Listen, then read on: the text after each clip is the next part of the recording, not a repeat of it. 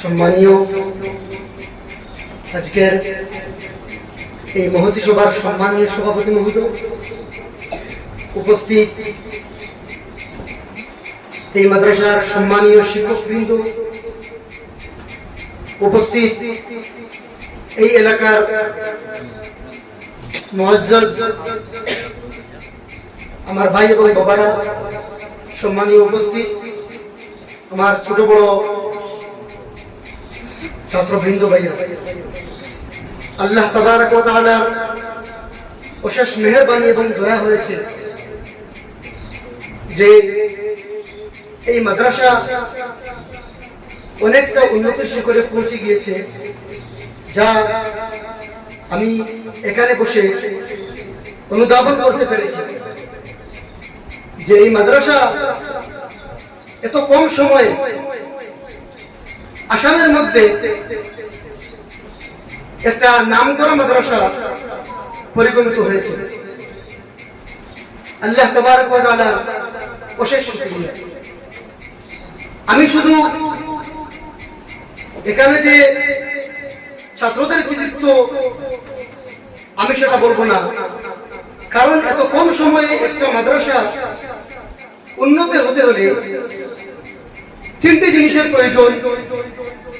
প্রথমত, যারা এখানে শিক্ষার্থী থাকবে তাদের মধ্যে মেহনত করার গুণ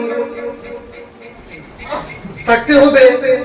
দ্বিতীয়ত, যারা শিক্ষক বৃন্দ থাকবে তাদের মধ্যে মেহনত কিভাবে করাতে হবে তার সম্পূর্ণ জ্ঞান থাকতে হবে। শুধুমাত্র এই দুইটি জিনিস হলে হবে না, তার সাথে যেখানে মাদ্রাসা গড়িয়ে উঠেছে সেই জায়গার যদি মানুষদের সাহায্য না থাকে তাহলে একটি মাদ্রাসা কখনোই উন্নতি করতে পারে না। তাই এই মাদ্রাসার উন্নতি আমাদেরকে এই কথাটি বুঝিয়ে দিয়েছে যে এখানে শিক্ষার্থী, শিক্ষকবৃন্দ এবং এই এলাকার মানুষ সবই একজুট হয়ে দিনের জন্য মেহনত করে যাচ্ছে। তাই আমি সবাইকে আমার অন্তরের অন্তঃস্থল থেকে তথা all Assam Muslim student association আমসার পক্ষ থেকে সবাইকে ধন্যবাদ ও মোবারকবাদ জানাই। আমি বেশি কথা বলবো না, সময় অনেক সংকীর্ণ। আল্লাহ তাবারক ওয়া তাআলা যেন এই মাদ্রাসাকে কিয়ামতের দিন উসিলা করে যেন এই মাদ্রাসার এরিয়ার যত মানুষ আছেন যারা এই মাদ্রাসাকে সাহায্য করতেছেন তাদেরকে যেন জান্নাতুল ফিরদৌস নসিব করেন। এবং আমি আশা রাখবো আপনাদের কাছে যে আপনারা যেন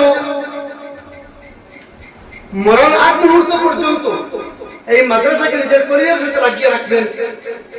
ইনশাআল্লাহ আজ যতটুকু উন্নতি হয়েছে ভবিষ্যতে আশা করব নেক্সট বছর যেন আমরা শুনতে পাই সবাই যেন ওজিফা নিয়ে এসেছে, এই আশা রাখবো। ওমা আলাইনা ইল্লাল বালাগ।